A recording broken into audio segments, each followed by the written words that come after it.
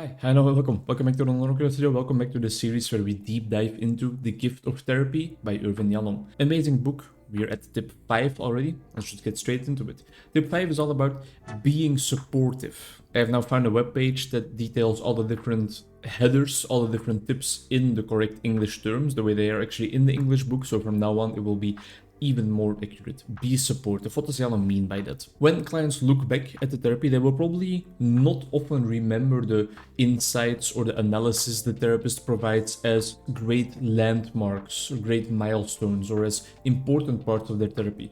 What they might remember is reinforcement, is the support, is the unwavering positive attitude the therapist had towards every single one of their actions, their personality traits, their ways of feeling, their ways of being in the world. Don't be scarce, but be precise, be authentic and be accurate in your rewarding comments towards the clients, your supportive comments, your compliments towards them, their bravery to come and sit across from you in the therapy room, the way they interacted with their spouse in a situation that could have evolved into conflict, the way they are always precisely on time in your sessions, the way they put a lot of effort into their homework, the way they instantly read the book that you advised them to read or that you just gave them as a reading tip, how they dealt with their alcoholic father as a teenager, their unwavering perseverance in finding a new job, them not giving up in that process, or something like facing the world head on, even though they are alone in life, they don't have a partner.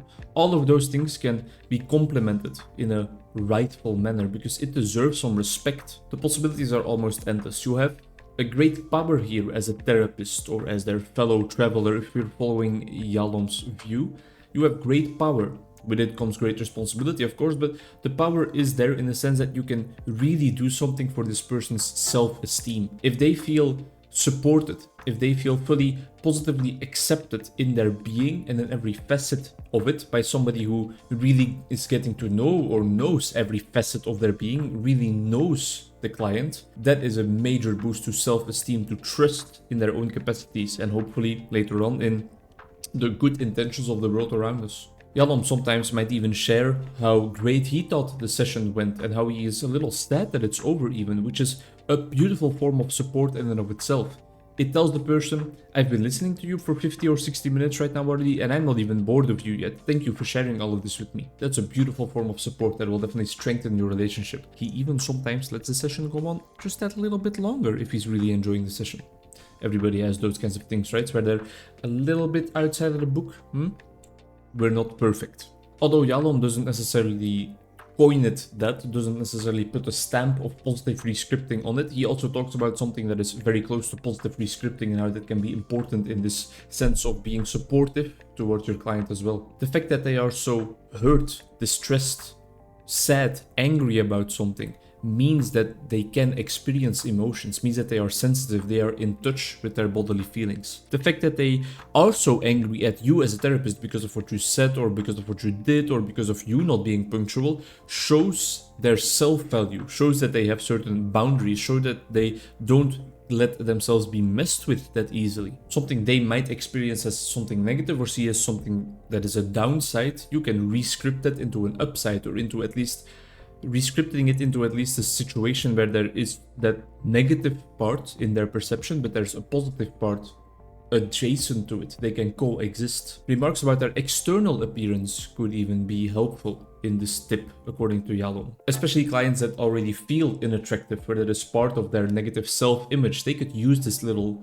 boost. But only do it if you really mean it, if it's authentic, if you really think the client is looking good today, the way their hair is lying today, the way their face is emitting a certain glow of happiness, the way their clothes match each other.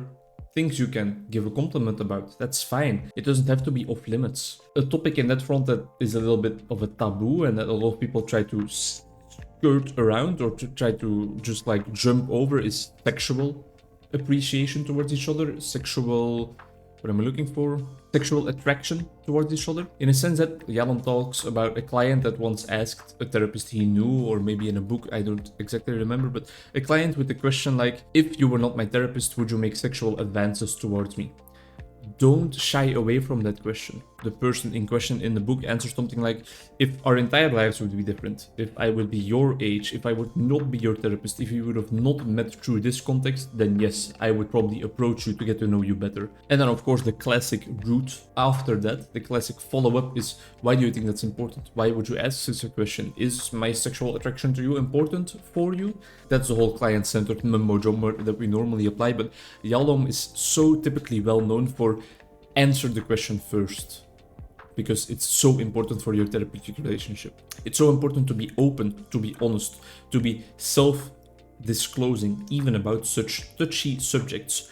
Respect some boundaries here though, of course. Only do it if it's helpful in the process of the client, which is your estimation. My own thoughts, it reminded me of an intake conversation I once did at my job at one of the group practices I worked at. A group practice that relies heavily on interns to keep their practice going. And one of the interns was following a conversation with me. An intake conversation, that is, the first get to know conversation with the client. And she was like, yeah, I think you're doing a great job. I learned something from this. One thing I notice, because she can compare it to the other therapists working in the practice, she follows intake conversations and regular therapy sessions with a lot of different colleagues of mine. One thing I noticed, she said, is that you are way more focused on telling her how brave it is to finally set the step, to finally place one foot in front of the other and walk into a therapeutic practice. You are thanking her so much for telling you things. You are commenting on how it's not easy for her probably to be here and how you appreciate the fact that she's doing it. Thanking her for her openness. My immediate response to this remark, you guessed it, the internal critic was there and was like, holy shit, I'm overdoing it, I need to change this part of myself. But over time, and especially now with reading this tip, but over time, because Yalom is not like the Holy Bible, he hasn't written the Holy Bible here, maybe a little bit. Over time, I came to realize this is just part of my personal style.